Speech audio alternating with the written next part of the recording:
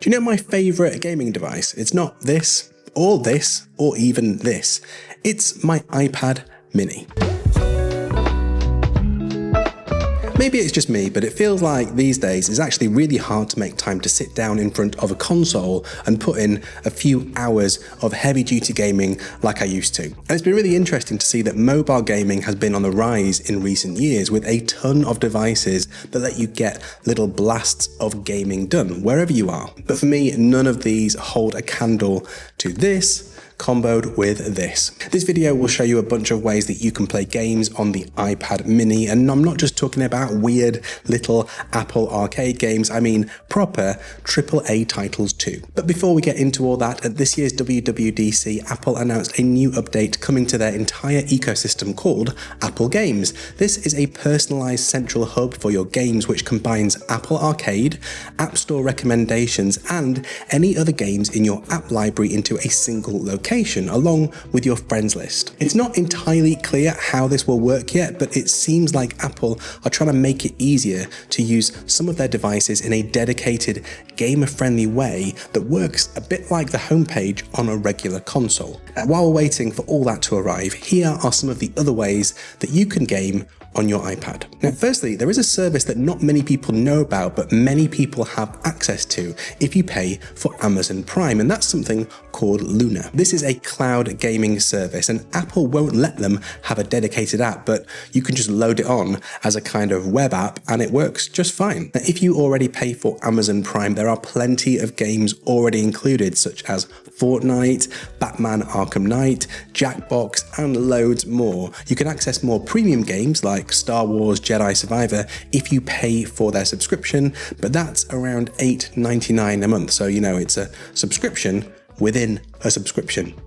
Thanks, Amazon. If you pair your iPad to a controller or use something like this GameSir X5 Lite number, it's a really great experience for gaming. And if you ever need to put it down to take care of something, you can just hop right back in again when you're ready. Before we talk about the other ways you can access games on your iPad, we need to talk about an important tool for all your online activity. It's Surfshark's VPN, who are also sponsoring this video. Here are 3 reasons you definitely should be using it. Now, firstly, having a VPN is a bit like those Mission Impossible films where everyone's wearing a mask and you're never quite sure who anyone is. It's a really great way of protecting your identity online by masking the location that you're connecting from. And Surfshark have over 3,000 servers in 100 countries that you can choose from. But for gamers, there are some unexpected benefits. For example, if you change your location, you can avoid busy servers that could make your cloud gaming lag, and you'll receive a much smoother experience. The other thing that Surfshark VPN can really help with is something called throttling. But sometimes your internet service provider will deliberately slow down your connection if the network is too congested, or if it sees that you're doing too much online. If you hide your connection with a VPN, your internet provider can't track your speed, and if they can't track it, they can't throttle it. Finally, here's a bit of a cheeky one. Sometimes using a VPN will let you access content, including games, that aren't available in your country. For example, if you're based in the States and you're wanting to access content that's only available in the UK, you can switch to a London server and instantly get that content as if you were sat right here with me. Surfshark's VPN works on unlimited devices and they offer a 30-day money-back guarantee. Plus, if you use my code, I've worked with their team to get you an extra 4 months. Check it out by scanning this or at the link in the description. Next up, ta-dum, it's Netflix. And again, not many people know this, but Netflix offers games now. It's a bit weird though. You have to log into Netflix on your iPad, scroll about, and you will find a section called mobile games. This includes all the usual mobile games fodder, as well as some surprises such as Exploding Kittens, the beautiful Monument Valley and its sequel, and even GTA San Andreas. CJ, I have missed you. And you don't pay anything for these, you just have to install it from Netflix and they just appear on your device.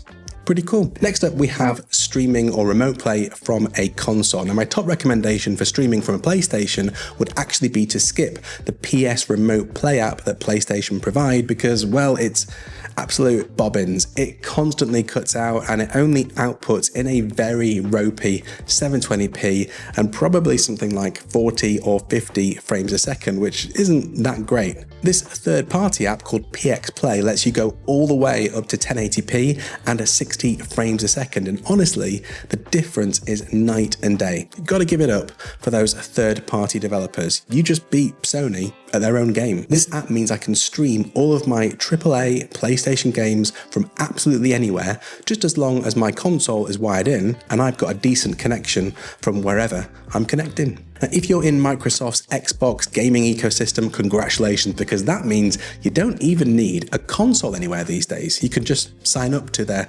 cloud gaming service and you'll get the full Game Pass catalog from any device. Provided your Wi-Fi is up to the job, the results are actually pretty seamless. Unlike Android devices, there's no dedicated Game Pass app for iPad, but in the same way to Amazon's Luna, you can just save the website to your home screen and you're away. And the best part here is that these games take absolutely zero storage space up on your device. And then, if you really must, you can use Apple's offering. It's overpriced, full of lackluster games, but you know, it's there. The interesting thing is that for now, there are kind of two ways you can get games onto your iPad directly from Apple. You can head over to the App Store and have a look through the games section. And here you might find a few little gems such as Asphalt or Mario Kart, but in general, unless you're paying a decent amount of money as a one-off purchase for big name titles like Resident Evil or even Assassin's Creed, expect them to be stacked full of in-app purchases and microtransactions, which we can all agree pretty much ruins gaming. What Apple really want you to do is sign up for their arcade subscription, which unlocks unlimited games, including lots of premium titles like Alto's Adventure, Limbo, and a personal favourite of mine, Monkey Island. There's usually a way to get a free 30 days, so worth a try if you want to see what's available in the Apple Arcade Store.